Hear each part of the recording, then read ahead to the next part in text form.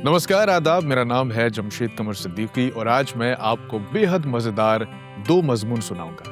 पहला है धीरजगंज का मुशायरा, जिसे लिखा है मिज़ाह के उस्ताद अदीब मुश्ताक अहमद यूसुफी साहब ने। आप इसका मजा ले पाएं, इसके लिए मैंने इसकी जबान को थोड़ा आसान किया है। तो चलिए शुरू करते हैं।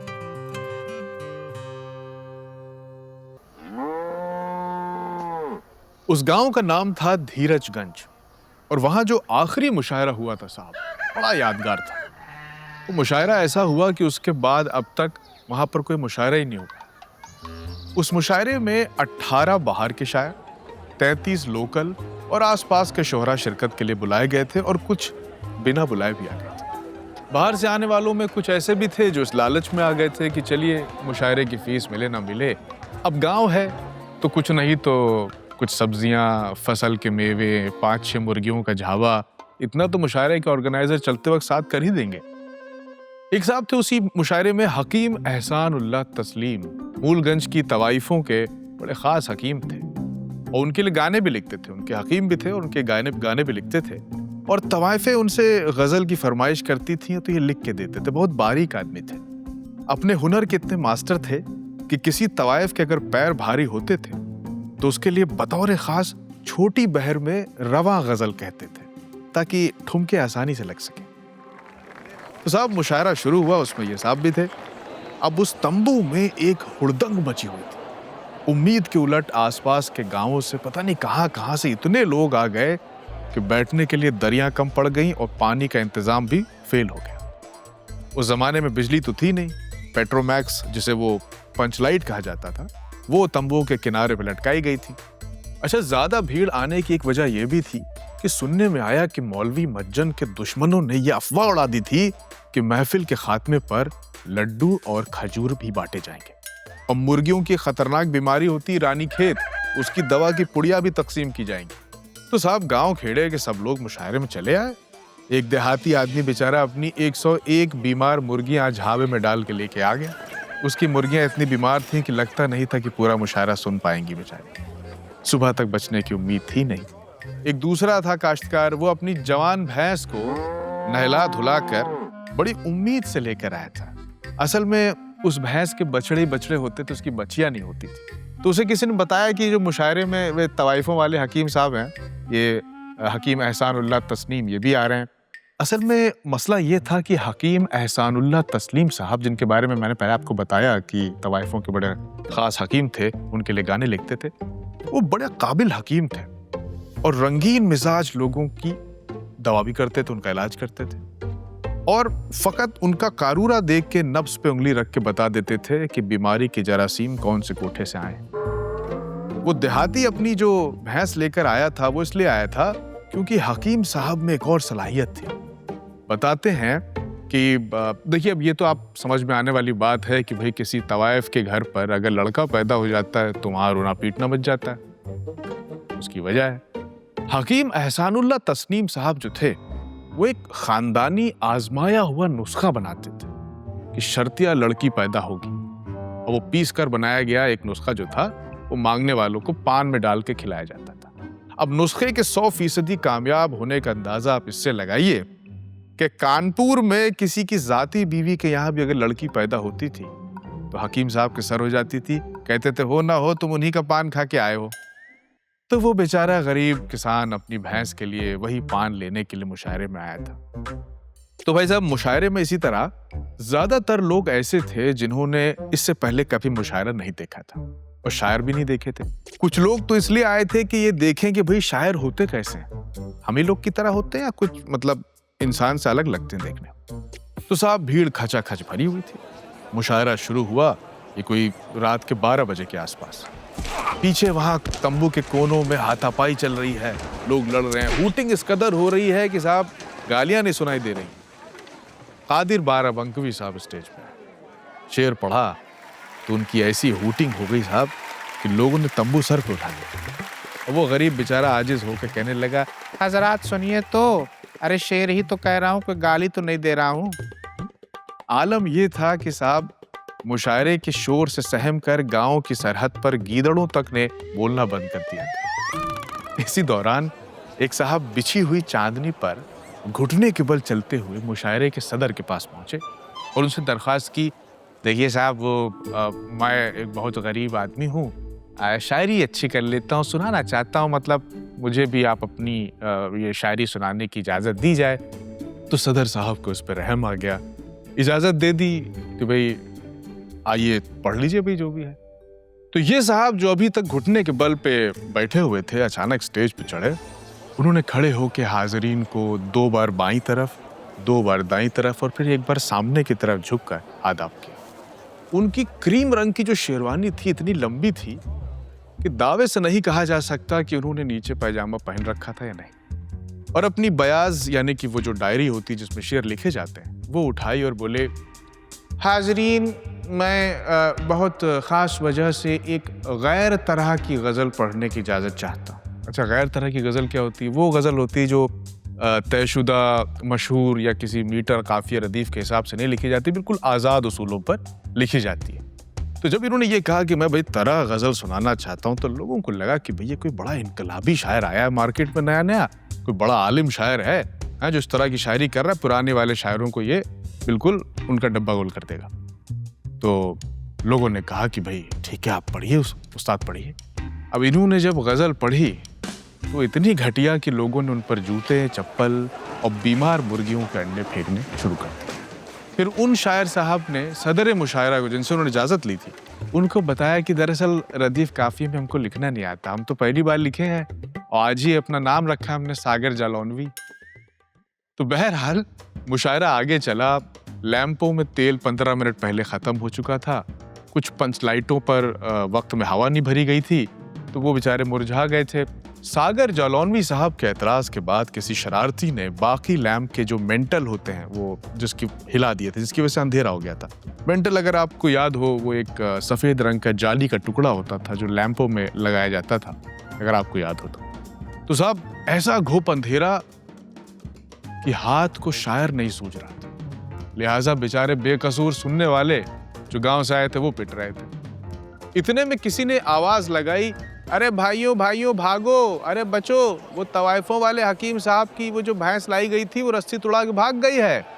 ये सुनते ही घमासान की भागदौड़ मच गई। अंधेरी रात में काली भैंस तो किसी को क्या ही दिखाई देती, लेकिन लाठियों से तैनात डरे हुए दहशत ज़दा देहाती सामाइन ने एक दूसरे को भैंस समझ के पीटना शुरू कर दिया। लेकिन ये आज तक नहीं पता चल पाया कि चुराने वालों ने ऐसे घुप अंधेरे में चुन चुन के नए जूते कैसे उठाए।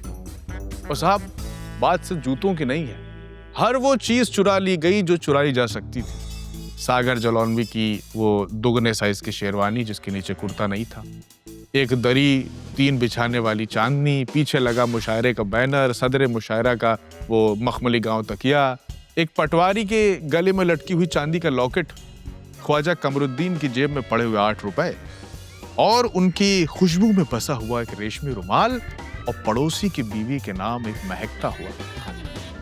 और यहां तक तो गनीमत थी।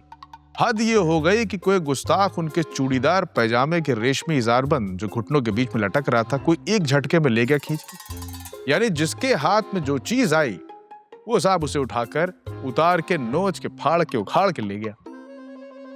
फकत एक चीज ऐसी थी जिसको किसी ने हाथ नहीं लगाई, वो जैसी थी वैसे ही पड़ी रही, और वो थी शायरों की डायरी, यानी बयाज, जो शायरी की डायरी, वो वहां पर जहां पर रखी थी वो 2 दिनों तक वहीं पर रखी रही।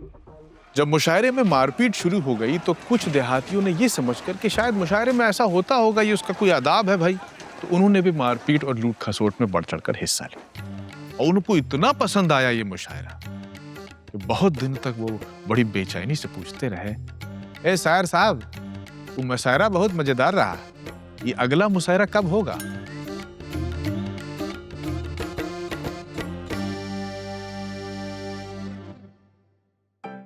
तो ये था एक मजमून मुश्ताक अहमद यूसुफी साहब का। अब सुनाते हैं आपको दूसरा मजमून जो है इब्ने इंशा साहब का लिखा एक बहुत ही खूबसूरत तहरीर है उनकी। इसका नाम है हमने कहानी लिखनी क्यों छोड़ी। शुरू करते हैं। ओल्डस हक्सले जो कि 19वीं सदी में इंग्लैंड के बड़े फिलोसोफर थे, राइटर थे, उनसे किसी ने पूछा कि ये राइटर बनने के लिए क्या क्या चीजें जरूरी हैं। उन्होंने बिना सोचे झट से जवाब दिया, एक कलम, एक दवात और कुछ कागज। अब ये जो कुछ कागज हैं, इसका क्या मतलब है? इसका मतलब एक स्टोरी राइटर हैं जमीला, उन्होंने अपने एक इंटरव्यू में बताया, जो एक मैगजीन में छपा था। वो कहती हैं कि भाई देखिए, उस जमाने में कागज इतनी आसानी से मिलने वाली चीज तो थी नहीं, इतनी सस्ती नहीं थी कि गए अपना दुकान से ले आए खरीद के। कागज बड़ा महंगा होता था और बच्चों को स्लेट पे लिखने के लिए कहा जाता था। तो उस जमाने में जब हमें कोई कहानी लिखनी होती थी तो हम वालिदैन के वो जो हिसाब वाली उनका रजिस्टर होता था उसी में लिख लेते थे, क्योंकि वहीं पे खाली कागज मिलता था। वैसे आप लोगों को मालूम होगा कि हमने भी अपनी जिंदगी की शुरुआत एक स्टोरी राइटर की हैसियत से की थी। हम भी कहानियां रजिस्टर पर लिखते थे, लेकिन हमारे जमाने तक कागज उतना महंगा तो नहीं था, लेकिन लोग बड़े काहिल हो गए थे। अब कौन नया रजिस्टर लाए, जो हाथ आया उसी पे लिख दिया। अब देखिए होता क्या था कि आमतौर पर कहानी वाले रजिस्टर को आप पलटें तो आप किसी पेज पे आपको दिखाई देगा, अमजद ने रानी का हाथ अपने हाथों में लेते हुए कहा, मेरी रानी बोलो तुम्हें क्या चाहिए, कहो तो आसमान के तारे तोड़कर तुम्हारे कदमों में बिछा दूं, तुम्हारे दामन बहार से भर दूं, रंगीन फूलों से सजा दूं, कलियों से भर दूं, बोलो तुम क्या चाहती हो। रानी ने कहा, अमजद मुझे दुनिया में कुछ और नहीं चाहिए, फकत मुझे तो बस कपास के बीज 2 मन, भूसा 2 बोरी, नमक 1 डली, गुड़ 2.5 मन, घी 7 सेर। ये क्या है? हमने झुझला के देखा अपने रजिस्टर को, तो उसमें पता चलता था कि थोड़ी देर के बाद हमारे चचा आते थे, ऐनक अपनी नाक पे टिकाए हुए, कहते थे, बेटा यहाँ एक कापी रखी थी, उसमें हमने अपना कुछ हिसाब लिखा था, मंडी जा रहा हूं, कहाँ गई वो कमबख्त का। हमारे नुक्ते नजर से ये अफसाना हमारे बेहतरीन अफसानों में से था। उसका क्लाइमैक्स ही बड़ा अच्छा था, लेकिन अब जो आपने सुना वो तो हुआ ही। एक बड़ी जबरदस्त कहानी मैंने एक बार और लिखी, और आखिरी पैरा लिखते लिखते हमें कुछ काम से बाहर जाना पड़ गया। जब हम वापस आए तो देखा कि अफसाना मुकम्मल हो गया था, पूरा हो गया था। हमने क्या लिखा?